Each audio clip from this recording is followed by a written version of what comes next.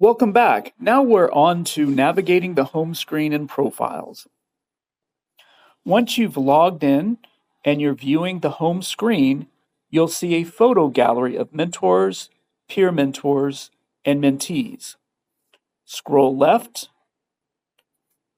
or right on a touchscreen device to advance through the photos, much like a dating app. On the bottom left of each photo is description information that provides the person's name, status as a mentor, peer mentor, or mentee, affiliation with CSN, and a blue connect button for that person. Tap the photo before tapping the connect button to access the person's profile.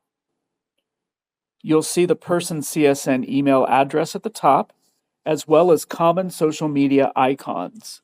It's optional to activate those social media icons with your personal social media account handles as you create your profile, provided you're comfortable doing so.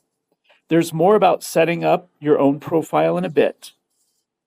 Below the social media icons, there's another connect button that's specific to that person. Below the button is an about section and 3 identity sections arranged as basic info, education, goals, and more.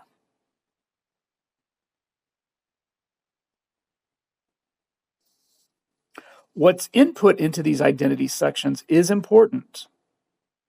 You'll want to be as thorough as possible filling in this personal information as you create your own profile. The Mentor and Match app uses algorithms or code for solving problems to take your personal information and recommend matches that are more likely to be compatible with your experiences and goals. From inside the person's profile, let's return to the home screen by swiping left or right on a touchscreen device. Looking at the bottom of your home screen, you'll notice Home, Requests, Calendar, Chat, and Profile icons.